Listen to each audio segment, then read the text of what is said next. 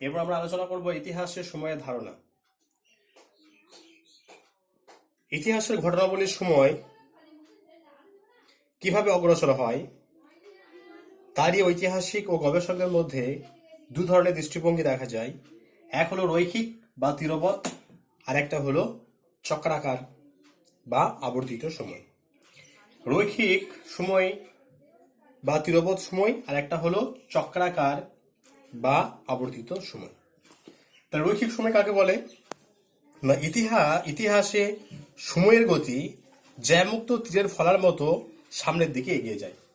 তাহলে জ্যামুক্ত তীরের ফলার মতো সামনের দিকে এগিয়ে যায়, অর্থাৎ প্রাচীন যুগ, প্রাচীন, বর্তমান আর ভবিষ্যৎ, প্রাচীন, বর্তমান আর ভবিষ্যৎ, এইভাবে সামনের দিকে এগিয়ে যায়। প্রাচীন থেকে বর্তমান এবং বর্তমান থেকে ভবিষ্যৎ, এইভাবে সময় প্রবাহমান। এই ধারণাকে রৈখিক বা তীরবৎ সময় বলা হয়। আরেকটা আছে চক্রাকার। তবে চক্রাকারে যেমন ঋতু পরিবর্তন ও দিনরাত্রি সংঘটিত হয়, ঠিক তেমন ভাবে মানুষের সমাজ, আর্থিক ও সামাজিক জীবন ঘুরে ফিরে আসে। এই ধরনের সময়ের ধারণাকে চক্রাকার বা আবর্তিত সময় বলা হয়। তাহলে প্রাচীন ভারতীয় ধারণা অনুসারে সত্য, ত্রেতা, দাপর আর কলি, এভাবে এটা কন্টিনিউ ঘুরতে থাকে, অর্থাৎ চক্রাকার ভাবে এটা আবর্তিত হতে শুরু করে। এই সময়কালটাকে বলা হয় কি? চক্রাকার সময়। এরপর আমরা প্রথাগত যুগ বিভাজন নিয়ে আলোচনা করব। সাধারণভাবে সারা বিশ্বের ইতিহাসকে তিনটি ভাগে ভাগ করা যায়: প্রাচীন যুগ, মধ্যযুগ এবং আধুনিক যুগ। প্রাচীন যুগ, মধ্যযুগ এবং আধুনিক যুগ।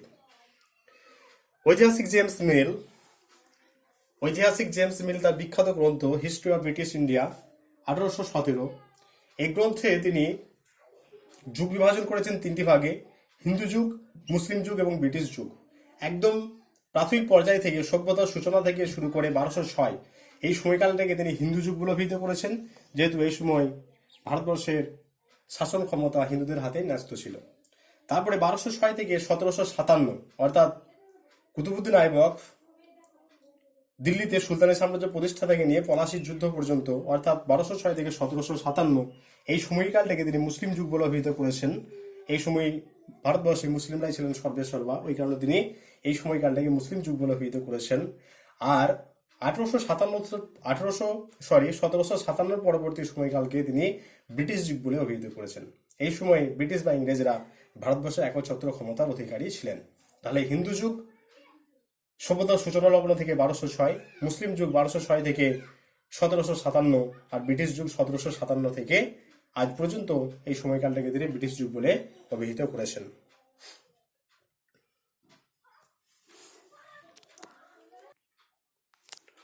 এরপর তোমাদের বেশ কিছু প্রশ্ন উত্তর নিয়ে আলোচনা করছি।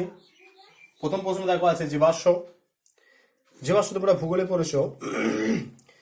তাহলে পাথরের ওপর উদ্ভিদ ও প্রাণীর দেহাবশেষের ছাপকে জীবাশ্ম বলা হয়।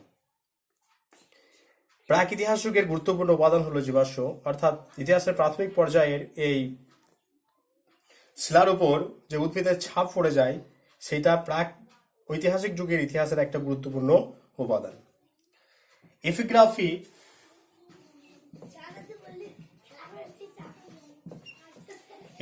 কি? এগুলো বিভিন্ন সালে এই প্রশ্নগুলো এসেছে। তাহলে এপিগ্রাফি হলো লিপি উৎকীর্ণ বিদ্যা। প্রত্নতাত্ত্বিক ইতিহাসের একটি গুরুত্বপূর্ণ উপাদান হলো লিপি। তাহলে এই লিপি উৎকীর্ণ বিদ্যাকে বলা হয় এপিগ্রাফি। এরপর আছে প্যালিওগ্রাফি। ইতিহাস রচনার উপাদান হিসেবে লিপি নির্ভরযোগ্য ও গুরুত্বপূর্ণ। এই লিপির বিষয়বস্তু অনুশীলনকে বলা হয় প্যালিওগ্রাফি। এপিগ্রাফি হচ্ছে লিপি উৎকীর্ণ বিদ্যা, আর প্যালিওগ্রাফি হলো লিপির বিষয়বস্তু অনুশীলনের যে বিদ্যা, সেটাকে বলা হয় প্যালিওগ্রাফি। এরপর কিউনিফর্ম লিপি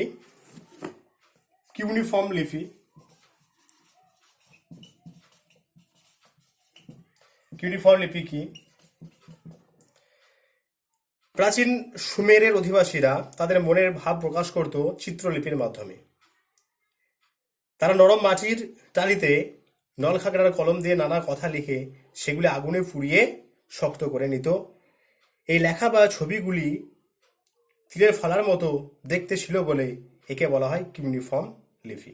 তাহলে কিউনিফর্ম লিপি হচ্ছে সুমেরের, আর হাইরোগ্লিফিক লিপি হলো এটা মিশরীয় লিপি। তাহলে মিশরের অধিবাসীরা একটা চিত্রলিপি সাহায্যে তারা মনের ভাব প্রকাশ করত। এই লিপিকে বলা হতো হাইরোগ্লিফিক লিপি। আর একটা প্রশ্ন তোমাদের আছে, নিউমিসম্যাটিস কি? তাহলে নিউমিসম্যাটিস হলো মুদ্রার পঠন পাঠন বিদ্যা। পতিন এবং ক্যাসু, এই প্রশ্ন দুটো তোমাদের আছে।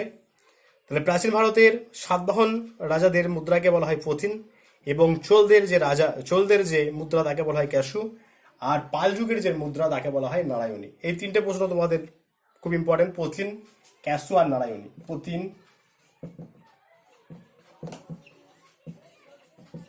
ক্যাসু আর নারায়ণী। সাতবাহনদের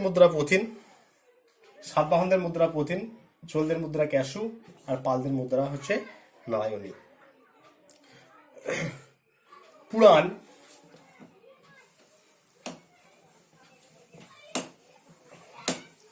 পুরাণ কি?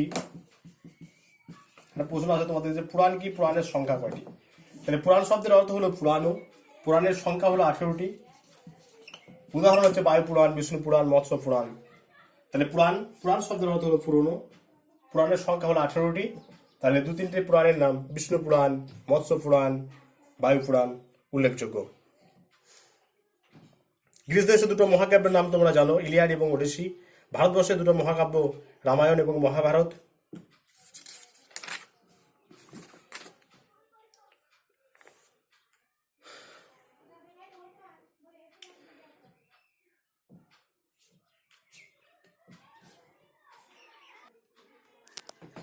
তোমাদের এখানে একটা প্রশ্ন আছে যে আদি মধ্যযুগ বলতে কি বোঝো? তাহলে যে সময়কালে প্রাচীন যুগ পুরোপুরি শেষ হয়নি এবং মধ্যযুগ পুরোপুরি শুরু হয়নি। তাহলে যে সময়কালে আদি যুগ মানে প্রাচীন যুগ পুরোপুরি শেষ হয়নি এবং মধ্যযুগ পুরোপুরি শুরু হয়নি, এই যে মাঝের অবস্থা, এই মাঝের অবস্থাটাকে বলা হচ্ছে আদি মধ্যযুগ। অর্থাৎ প্রাচীন যুগ পুরোপুরি শেষ হচ্ছে না আর মধ্যযুগ পুরোপুরি শুরু হচ্ছে না, এই যে মাঝের সময়কাল, এই সময়কালটাকে বলা হলো কি? এই সময়কালটাকে বলা হয় আদি মধ্যযুগ। তাহলে ভারতবর্ষের ইতিহাসে 1206 থেকে 1526 এই সময়কালটা কিন্তু আদি মধ্যযুগ নামে পরিচিত।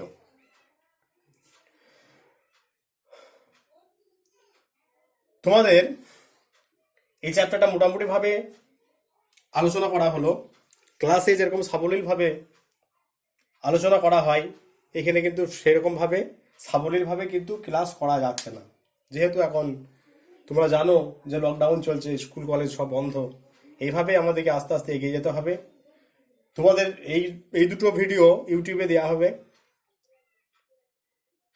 ভিডিও দেখার পরে যদি কারো কোনো কোয়ারিজ থাকে, কিছু প্রশ্ন যদি কারো থাকে, ডাউট থাকে, তাহলে তোমরা অবশ্যই আমাকে জানাবে, আমি সেগুলো সমাধান করার চেষ্টা করব। আর এই টপিকের যত শর্ট প্রশ্ন হয় সেই শর্ট প্রশ্নগুলো আমি কিন্তু তোমাদের দিয়ে দেবো। আমার নাম্বার তোমরা গ্রুপে আছে, পেয়ে যাবে, অথবা আর একবার আমি দিয়ে দিচ্ছি, তোমরা সেভ করে নেবে।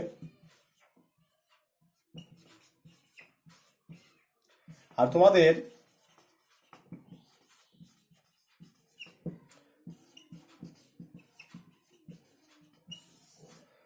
প্রতি সোমবার 9টা থেকে আমার ক্লাস আছে, 9টা থেকে 10টা পর্যন্ত প্রতি সোমবার হবে। যতদিন না স্কুল শুরু হচ্ছে ততদিন পর্যন্ত এইভাবেই ক্লাস আমরা চালাবো। কারো যদি কোনো প্রশ্ন থেকে থাকে আমার ইনবক্সে অবশ্যই মেসেজ করবে, আমি তোমাদের প্রশ্নের উত্তর দেওয়ার চেষ্টা করব। ঠিক আছে, সবাই ভালো থাকবে।